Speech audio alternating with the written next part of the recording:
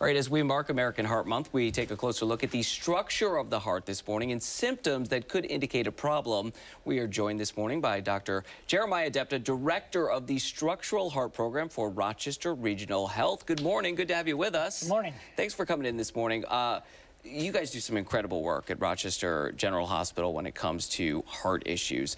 Talk about what we mean when we talk about the structure of the heart. So yeah, this is a field that is emerging really in the last decade. So structural heart disease means that there is some, either you're born with it or acquired, that there's some process or something wrong with the actual structure of the heart. And more often that means the valves. So if the valves are not working. Yeah. And that's common. So if you just look at valvular heart disease in the United States, there's estimates that up to 11 million people have it. There's actually studies in the United Kingdom where 1 in 2 adults have some form of valve disease. So it's a very, very common problem that people could have issues with their valves or other structures within the heart. What are some of the symptoms that people may feel as a result of a structural issue? So the overwhelming majority of people will have issues with exertion. So they'll be more tired, they'll get more fatigued when they're doing things, they'll become out of breath. Some of our valve conditions are quite fatal. And for example, a narrowing of the heart, which is one of the most common valve conditions, that's something called aortic stenosis, which is the valve that the heart has to push blood out of to go to the entire body. Yeah.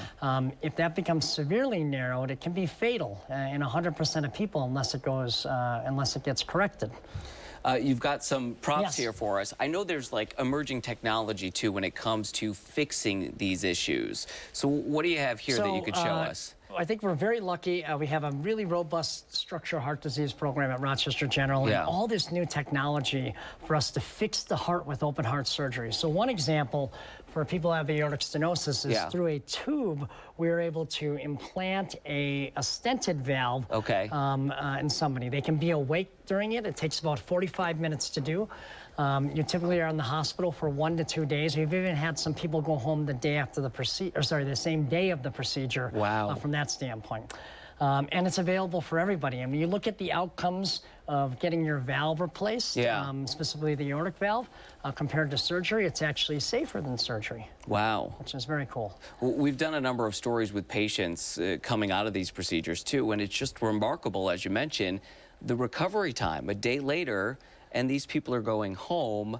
What do you see down the line, the future of your department and this treatment and this issue with people? Well, I think that's great. You know, when you look at where we're going to be in the next 10 years, we're just at the tip of the iceberg where we're able to treat certain valve conditions with the current technology.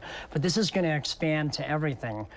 So if you look at down the line where the overwhelming majority of structural problems in the heart, we should be able to treat without surgery, which is going to be very exciting for patients, not only in terms of what we're able to do, but recovery and prevent the possible need for open heart surgery. Yeah, just major advances in a short amount of time and much more to come. Dr. Depta, thank you so much for coming in this morning. We appreciate it. You're very welcome. Good to have you.